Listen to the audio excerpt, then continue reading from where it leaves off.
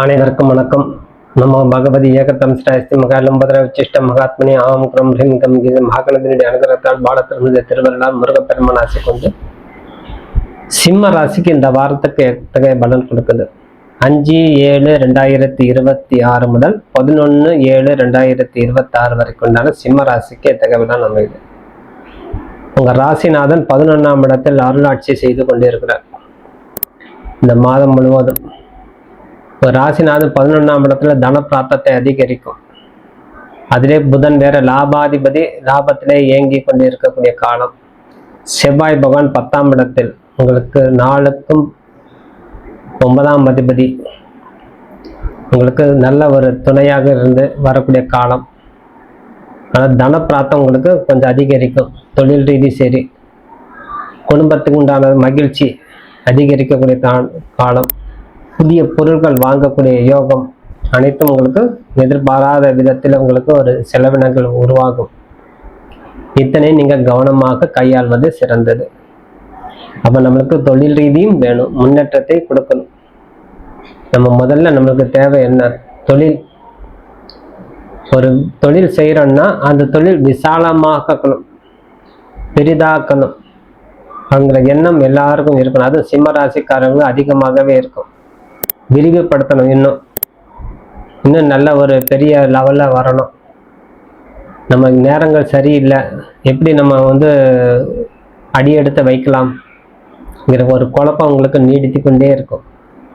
உங்கள் 5க்கும் 8ஆம் அதிபதி செல்லக்கூடிய குரு 12ஆம் இடத்துல மறைந்திருந்தாலும் குரு இருக்குமிடமிருந்து உங்களுக்கு 7ஆம் பார்வையாக செலுத்தக்கூடிய தன்மை மகரத்துக்கு செலுத்துகிறார். 5ஆம் பார்வையாக விருச்சிகத்தில் வரும்போது உங்களுக்கு நன்மை உண்டாகும். குடும்பஸ்தானத்துக்கு பார்ப்பனால் பண வரவு அதிகரிக்கக்கூடிய காலம். புதிய புதிய பொருட்கள் வாங்கக்கூடிய யோகம் அனைத்துமே உங்களுக்கு உருவாகக்கூடிய காலம். அஷ்டம சனி காலம் ஆச்சு, அதனால நம்மளுக்கு பெரிய பாதிப்பு. அஷ்டம சனி வேலை அஷ்டமி சனி செய்வார். குரு 12ஆம் இடத்துல இருக்கும்போது குரு வேலை செய்வார். இருப்பினும் சூரியன் புதன் உங்களுக்கு நல்ல உறுதுணையாக இருந்தும், செவ்வாய் பகவான் உங்களுக்கு உறுதுணையாக இருந்து வரும். உங்கள் ராசியில் அமர்ந்த கேது பகவான் உங்களுக்கு ஞானத்தை போதிப்பார். இது செய், அது செய், இது செய்ய வேண்டாங்கிறது ஒரு தடை தாமதத்தை கொடுத்தாலும் தக்க தருணத்தில் செய்து முடிக்கக்கூடிய யோகத்தை அவர் வழங்குவார், மறைமுகமாக இருந்து. அதான் ஞானம். ஒரு ஞானக்காரக நம்மளுக்கு உறுதுணையாக இருக்கக்கூடிய காலம். ஆனால் ஜென்மராகு ஜென்மக்கேது பாலாக இருந்தாலும் எப்படி பார்த்தாலும் மக நட்சத்திரத்துல சூரியனுடைய ஆதிக்கம் அதிகமாகவே இருக்கும். அப்போ சூரியனுடைய ஆதிக்கம் மக நட்சத்திரத்துக்கு பிதற்காரர்கள். ஆனால் மக நட்சத்திரத்துக்கு அதிபதி கேது வரனால கேது அந்த இடத்துல ஸ்தான பலன் பெற்றிருப்பதால் உங்களுக்கு ஒரு மறைமுகமாக ஒரு ஞானத்தை போதிக்கொண்டே இருப்பார். அதனால தன பிராப்தத்தை அதிகரிக்கக்கூடிய வாய்ப்புகள் நீங்க தேடி செல்லக்கூடிய காலம் உருவாகும். தொழில் மற்றும் வியாபாரம் செய்து கொண்டு இருக்கக்கூடிய அன்பர்கள், தொழில் ரீதி சக ஊழியர்கிட்ட நல்ல ஒரு நல்மதிப்பு உருவாகும். பேரும் புகழும் அடையக்கூடிய தன்மை. நண்பர்களாக இருக்கக்கூடிய அன்பர்கள் உதவிக்கரம் நீட்டக்கூடிய தன்மை. இத்தனை நாள் பிரிஞ்சு போன நண்பர்கள் ஒன்று கூடக்கூடிய தன்மை உருவாகும். உங்களுக்கு 3ஆம் அதிபதியும் 10ஆம் அதிபதி செல்லக்கூடிய சுக்கிரன் 12ஆம் இடத்துல இருக்கிற பிரிந்து போன நண்பர்கள் சேரக்கூடிய வாய்ப்பு கிடைக்கும். கூட்டாளியால் நம்மளுக்கு சமூக உறவு நீடிக்கும். அப்போ கூட்டாளி நண்பர்கள் அதனால சமூக அந்தஸ்து பெறும். பல காலம் பிரிந்து போன நண்பர்கள் ஒன்றக்கூடக்கூடிய தன்மை. அதே போல் பல காலம் பிரிந்து போன உறவு கூட ஒன்றுபடும். இது நம்மளுக்கு ஒரு நல்ல தருணம். சூரிய பகவான் அனைத்தும் செய்து முடிப்பார். 11ஆம் இடத்துலையும் புதனோடு சேர்ந்து அனைத்து காரியம் செவனே செய்து முடிப்பார். மெல்லமா வர வர வர ஒன்றுனா நீடித்த கூடிய தன்மை உங்களுக்கு இருக்கும். முதலீடுல நல்ல லாபத்தை கொடுக்கும். அதே போல் நீங்க ஏதேனும் ஒரு முதலீடு செய்திருந்தால் அந்த முதலீடுக்கு உண்டான லாபம் ஈட்டக்கூடிய தன்மை உருவாகும். அஷ்டம சனியும் குரு 12ஆம் இடத்துல இருப்பதால் புதிய முதலீடு செய்ய வேண்டாம்.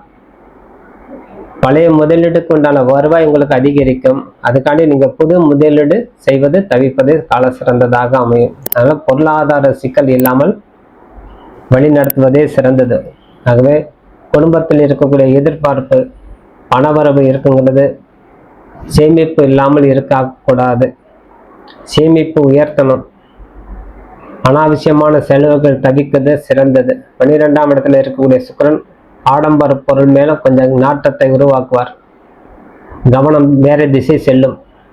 இந்த பொருள் வாங்கலாம், அந்த பொருள் வாங்கலாம், இது நல்லா இருக்கு, அது நல்லா இருக்கு. ஒரு ஷாப்பிங்ல போனா எல்லாம் புது பொருளா தான் இருக்கும்.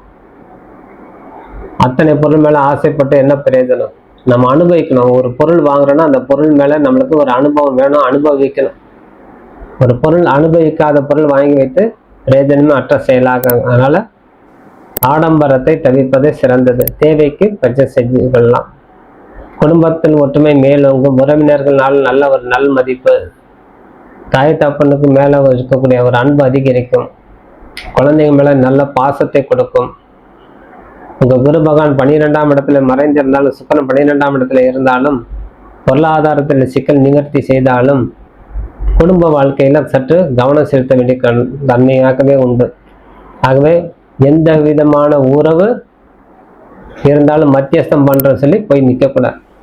அது பழி உங்க மேல வந்து நின்றுடும். ஏதேனும் ஒரு குடும்பத்துல ஒரு பிரச்சனை உறவு மூலமா நம்ம மத்தியஸ்தம் செய்யறோம்னு சொன்னா மொத்த பழி உங்க மேல வந்துடும். அதனால சற்று கவனமாக இருந்து கையாளணும். கொஞ்சம் விட்டு பிடிப்பதே சிறந்தது சொல்லி அதுலேருந்து நழுவி வந்துடணும். அப்போதான் அந்த உறவு நீங்க தக்க வித. அப்போ நீங்க இரு உறவு கிட்ட போய் நீங்க உரையாடும் போது ஏதேனும் ஒரு உறவுக்கு தான் நீங்க நியாயத்தை வழங்க முடியும். அப்போ ஒரு உறவு மேல நீங்க பகை சம்பாதித்தே ஆகணும்.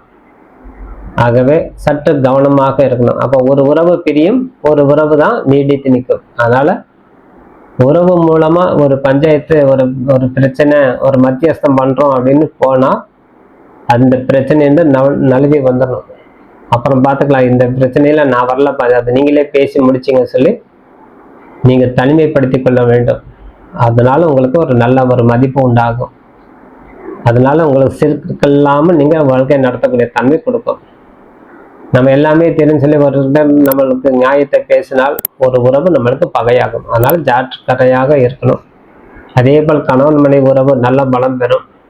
திருமணத்துக்கு உண்டான தயாராக இருக்கக்கூடிய ஆண் பெண் இருபாலருக்கும் குரு பலன் இல்லைட்டாலும் செவ்வாய் உங்களுக்கு உறுதுணையாக இருப்பதால் ஒரு புதிய முயற்சியில் ஈடுபடுவது சிறந்த. திருமணத்துக்கு ஒரு நல்ல வரன் அமைந்தால் தக்க வைத்துக் கொள்ளணும். உடல் ஆரோக்கியத்தில் கவனம் செலுத்தி வர வேண்டிய காலம். உடல் உஷ்ணத்தால் பாதிப்பு உருவாகும். அனாவசியமான உணவுகள் தவிர்ப்பதே சிறந்தது.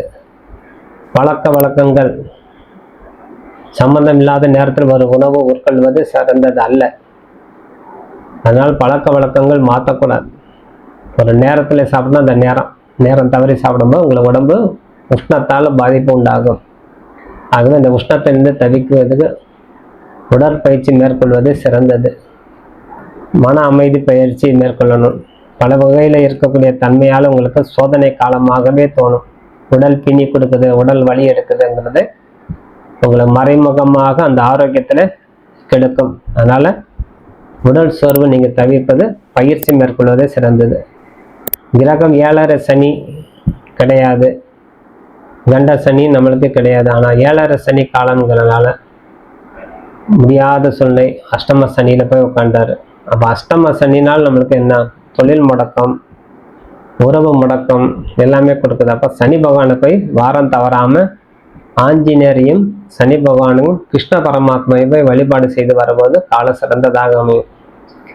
முக்கியமாக ஆஞ்சநேயர் வழிபாடு தவறாம சனி பகவானுக்கு தீபம் ஏற்றி வருவது, தினசரி ஒரு ஆலயம் சென்று ஆஞ்சநேயர் வழிபாடு செய்து வந்தாலே நல்ல ஒரு தருணம். அதே போல் குரு 12ஆம் இடத்துல இருப்பதால் முருகப்பெருமான் வழிபாடு, மகான்களுடைய வழிபாடு செய்து வருவது இன்னும் ஒரு வகை உங்களுக்கு நல்ல ஒரு பலன் கொடுக்கும். அதனால் உங்களுக்கு அஷ்டம சனியும் குரு 12ஆம் இடத்துல இருக்கக்கூடிய விரைத்தன்மையில் இருக்கக்கூடிய குருனால உங்களுக்கு முருகப்பெருமான் வழிபாடும் சனி பகவான் வழிபாடும் ஆஞ்சநேயர் வழிபாடும் உங்களுக்கு கால சிறந்ததாகவே அமையும். அதனால இந்த வாரத்தில் உங்களுக்கு உடல் ஆரோக்கியத்தில் சற்று கவனம் செலுத்தி வருவது கால சிறந்தது. மனப்பயிற்சி மேற்கொள்வது சிறந்தது. குடும்ப உறவு பலப்படுத்திக் கொள்வது சிறந்த. பொருளாதார நிலை சிக்கலிருந்து தவிர்த்து எல்லா வகையிலும் உங்களுக்கு பொருளாதார முன்னேற்றத்துக்கு உண்டான வழி கிடைக்கும் போது அதை முழுமையாக பயன்படுத்திக் கொள்வது சிறந்தது. புதிய முதலீடு கவனம் செலுத்துவதே சிறந்தது. வியாபாரத்தில் செய்யக்கூடிய அன்பர்கள் கவனமாக கையாள்வது சிறந்தது. ஆகவே அனைத்தும் நிதானமாகவும் எச்சரிக்கையாகவும் புத்தி கூர்மையாகவும் நடந்து கொண்டாலே நம்ம அனைத்து துறையிலும் நம்ம வெற்றி பெறலாம் சொல்லி விடைபெறுகிறேன். நன்றி, வணக்கம்.